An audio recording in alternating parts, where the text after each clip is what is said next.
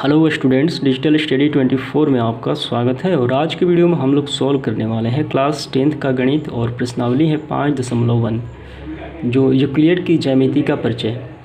तो यहाँ हम पहला प्रश्न हल करने वाले हैं और जिसमें 5 प्रश्न दिए गए हैं और जिनमें हमें इस जो कथन दिए गए हैं हमें सत्य और असत्य बताना है। जो भी बताना है कारण के साथ ही बताना है।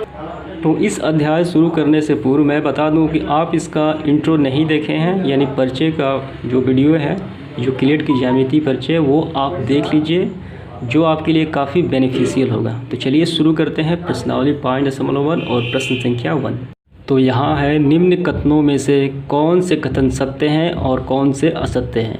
अपने उत्तर के लिए कारण दीजिए। तो पहला है, एक बिंदु से होकर केवल एक ही रेखा खींची जा सकती है। एक बिंदु से केवल एक ही रेखा खींची जा सकती है, तो ये असत्य है। कैसे असत्य है? तो चलिए देख लेते हैं। तो ये एक बिंदु हो गया, ये एक बिंदु हो गया। तो हम इस बिंदु से असंख्य रेखाएं खींच सकते हैं, सिर्फ एक रेखाएं नहीं खींच सकते हैं। ठीक, देखिए ये एक रेखा हो गई, ये एक रेखा हो गई, ये एक रेखा हो गई। यानी कहने का मतलब इस बिंदु से असंख्य रेखाएं यानी असीमित रेखाएं खींची जा सकती है। तो आप ये प्रूफ के साथ देख चुके हैं। तो चलिए अब इसका अगला सवाल देख लेते हैं। तो सवाल नंबर 2 है, दो भिन्न बिंदुओं से होकर जाने वाली असंख्य रेखाएं हैं। दो भिन्न बिंदुओं से होकर जाने वाली असंख्य रेखाएं हैं, तो ये भी असत्य है। तो चलिए कारण दे देते हैं। दो भिन्न बिंदु हैं, तो एक बिंदु हो गई यहाँ पे और एक बिंदु हो गई यहाँ पे। तो इन दोनों बिंदुओं से जाने वाली कितनी रेखाएं हैं? सिर्फ एक रेखाएं हैं, असंख्य नहीं हैं। इस प्रकार कितनी रेखाएं दो बिंदुओं से जा सकती है? सिर्फ एक ही रेखा है। तो यहाँ पे कहा गया है असंख्य। असंख्य का मतलब है अनगिनत, जिसकी कोई संख्या ना हो। तो ये क्या है? तो ये असत्य हो जाता है ये कथन। ठीक है, अब इसके बाद है ये हो गया तीसरा प्रश्न। एक शांत रेखा दोनों ओर अनिश्चित रूप से बढ़ाई जा सकती है। तो शांत रेखा जिसे हम रेखाखंड कहते हैं। ठीक, तो सबसे पहले हम एक शांत रेखा ड्रॉ कर लेते हैं। एक ये हो गई शांत रेखा यानी सीधी रेखा। एक शांत रेखा दोनों ओर अनिश्चित रूप से बढ़ाई जा सकती है, यानी इस तरफ से भी ऐसे बढ़ाई जा सकती है। तो ये एक तरफ से हो गया। अब आइए दूसरी तरफ से। तो इस तरफ से भी अनिश्चित रूप से, जिसका कोई निश्चित ना हो, बढ़ाई जा सकती है। तो ये सत्य है। तो ये सत्य है। तो ये जो कथन है ये यूक्लिड का दूसरा अभिधारणा है। दूसरा अभिधारणा के अनुसार ये कथन क्या है? सत्य है। तो यहाँ आप लिख लीजिए अभिधारणा नंबर 2। ठीक, अब इसके बाद चौथा देख लेते हैं। तो चौथा में क्या है? यदि दो वृत्त बराबर हैं तो उनकी त्रिज्याएं बराबर होंगी। दो वृत्त बराबर हैं तो उनकी त्रिज्याएं क्या होंगी? बराबर होंगी। तो एक वृत्त हो गया ये वाला और ये एक वृत्त हो गया दूसरा। तो ये दोनों बराबर हैं, यानी इस वृत्त को इस वृत्त पे रख दिया जाए तो पूरी तरीके से ढक लेता है, या इस वृत्त को इस वृत्त पे रख लिया जाए तो ये पूरी तरीके से ढक लेता है, यानी दोनों बराबर है। तो इसका मतलब क्या हुआ कि दोनों की त्रिज्याएं भी तो बराबर है, तभी ना एक दूसरे को ढकेगी। तो ये कथन सही है, यानी सत्य है। तो इसके बाद देखते हैं इसका 5वां प्रश्न। तो 5वां प्रश्न इस प्रकार है, आकृति 5.9। ये आकृति 5.9 में दिखाया गया है। यदि AB बराबर PQ, तो ये AB बराबर PQ, यानी ये रेखाखंड और ये रेखाखंड आपस में क्या है? बराबर हैं। तो PQ यानी PQ बराबर XY है, तो AB बराबर XY होगा, यानी AB बराबर XY होगा। हमें ये दिखाना है, यहाँ पे हमें ये दिखाना है कि AB बराबर XY। तो चलिए इसको प्रूफ कर देते हैं। तो सर्वप्रथम हम ये चीज़ें यहाँ पे लिखेंगे। यहाँ दिया गया है ए बी बराबर पी क्यू, ये दिया गया है ए बी बराबर पी क्यू, तो हम इसे मानेंगे समीकरण नंबर 1। और इसके बाद भी ये दिया गया है कि पी क्यू बराबर एक्स वाई, पी क्यू बराबर एक्स वाई, ये भी दिया गया है। यहाँ दिया गया है पी क्यू बराबर एक्स वाई, तो हम यहाँ पी क्यू का मान कहाँ रखेंगे? समीकरण यानी इक्वेशन नंबर 1 में रखने पर इस पी क्यू का मान कितना है? एक्स वाई, तो पी क्यू का मान किस में रखा जाए? समीकरण नंबर 1 में। तो चलिए रखते हैं। तो समीकरण नंबर 1 में है ए बी बराबर, अब पी क्यू के स्थान पे क्या होगा? तो पी क्यू का मान कितना है? एक्स वाई, तो एक्स वाई, तो ये क्या हो गया? प्रूफ हो गया। ठीक, प्रूफ हो गया। ये जो हमें प्रूफ करना था ए बी बराबर पी क्यू, तो हमें क्या प्रूफ करना था? हमें प्रूफ करना था ए बी बराबर एक्स वाई, तो यहाँ पे ए बी बराबर एक्स वाई आसानी के साथ प्रूफ हो गया।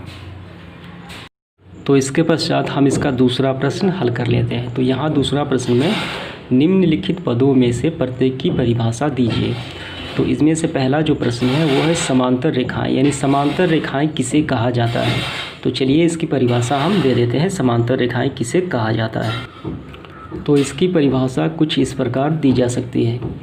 वे दो रेखाएं समांतर रेखाएं कहलाती हैं जो आपस में एक दूसरे को प्रतिच्छेद न करें, यानी ना काटें। तो चलिए इसको हम देख लेते हैं। ये हो गई पहली रेखा और ये हो गई दूसरी रेखा। ठीक, तो इसे हमने मान ला ए और इसे हमने माना बी। तो ये दोनों आपस में क्या है? ये आपस में समांतर है, यानी एक दूसरे को ऐसे नहीं काट रही है कहीं भी। ये इस प्रकार सीधे और इस प्रकार सीधे, तो इसको लिखा जाता है ए समानांतर बी। इस प्रकार लिखा जाता है समानांतर रेखाओं को। ठीक है, तो ये आप समझ गए होंगे कि समानांतर रेखाएं किसे कहते हैं? जो एक दूसरे को कहीं भी प्रतिच्छेद ना करें, ना काटें। और इसके बाद चलिए अब दूसरा परिभाषा देख लेते हैं क्या दिया हुआ है। तो इसके पश्चात जो दूसरा परिभाषा हमें लिखना है लंब रेखाएं, यानी लंब रेखाएं किसे कहा जाता है? तो वे रेखाएं जो एक दूसरे पर समकोण बनाए। समकोण का मतलब होता है 90 डिग्री। तो वे रेखाएं जो एक दूसरे पे क्या बनाए? समकोण बनाए। तो ये पहली रेखा हो गई और ये हो गई दूसरी रेखा। तो यहाँ तो इस रेखा के नाम भी हम दे सकते हैं ए बी, और ये हो गया सी डी। ठीक, तो यहाँ पे क्या है? समकोण, यानी 90 डिग्री का कोण है यहाँ पे। तो इसको हम ऐसे लिख सकते हैं। तो यहाँ देखिए आप कि लंब को कैसे लिखा जाता है। जो सी डी है, ये सी डी सीधी, यानी सी डी लंब है, ऐसे लंब का चिन्ह। ठीक, सी डी लंब है किस पे? ए बी पर, ए बी पर। ठीक, तो ऐसे दर्शाया जाता है। तो उम्मीद करता हूँ ये आपको समझ में आ गया होगा। वे रेखाएं जो एक दूसरे पे समकोण बनाती हैं, सी डी लंब है ए बी पर। अब इसके बाद देखते हैं अगली परिभाषा क्या दिया हुआ है। तो तीसरा जो परिभाषा देना है वो रेखाखंड, यानी रेखाखंड किसे कहा जाता है? तो रेखाखंड रेखा का वह भाग जिसके अंतः बिंदु ए और बी हो। तो रेखाखंड किसे कहा जाता है? इसके बाद जो परिभाषा हमें देना है वो है रेखाखंड, यानी रेखाखंड किसे कहा जाता है? तो रेखाखंड रेखा का वह भाग होता है जिसके अंतः बिंदु ए और बी हो। इसका मतलब क्या हुआ? यानी रेखाखंड क्या होता है? वह एक रेखा का भाग होता है। तो चलिए इसको समझ लेते हैं। ये हो गई एक रेखा, ठीक, और उसका ये हम निकालनी है ये बीच का भाग। ये हो गया ए और ये हो गया बी। ठीक, खंड का मतलब होता है भाग, रेखा का मतलब रेखा मतलब रेखा, यानी रेखा का भाग। तो इस रेखा का भाग क्या कौन सा हुआ? हमने इसको बाहर निकाल लेते हैं अगर, तो ये हमने बाहर निकाल लिया इसको, ए और बी। तो इसे हम कहेंगे रेखाखंड, यानी रेखा का छोटा सा टुकड़ा। इस रेखा का इस छोटा सा टुकड़ा को क्या कहते हैं? रेखाखंड। और जिसका अंतः बिंदु, अंतः मतलब अंतर वाला, तो इसका अंतः बिंदु कौन सा है? ये ए है। और इसका इस रेखा का अंतः बिंदु कौन सा है अंदर वाला? तो बी है। ठीक, तो इसे हम कहेंगे रेखाखंड। तो अगला परिभाषा क्या है? तो चौथा जो हमें परिभाषा करना है वो है वृत्त की त्रिज्या किसे कहा जाता है? तो वृत्त के केंद्र से परिधि तक की दूरी वृत्त की त्रिज्या कहलाती है और इसे आर द्वारा सूचित किया जाता है, स्मॉल आर द्वारा दर्शाते हैं। तो ये हो गया वृत्त का केंद्र, और ये वृत्त के केंद्र से इस परिधि तक की दूरी, ये हो गया परिधि, ये हो गया केंद्र। वृत्त के केंद्र से परिधि तक की दूरी क्या कहलाती है? ये कहलाती है त्रिज्या, और इसे r द्वारा सूचित किया जाता है। तो ये आप समझ गए होंगे, ये बहुत ही सिंपल है। तो इसके बाद जो हमें परिभाषा देना है वो है वर्ग यानी स्क्वायर किसे कहा जाता है। तो इसकी परिभाषा कुछ इस प्रकार है, चार भुजाओं से बनी बंद आकृति, ये बंद आकृति जिसमें चारों भुजाएं समान हो यानी बराबर हो तथा 90 डिग्री अंश का कोण बनाए तो वर्ग कहलाती है।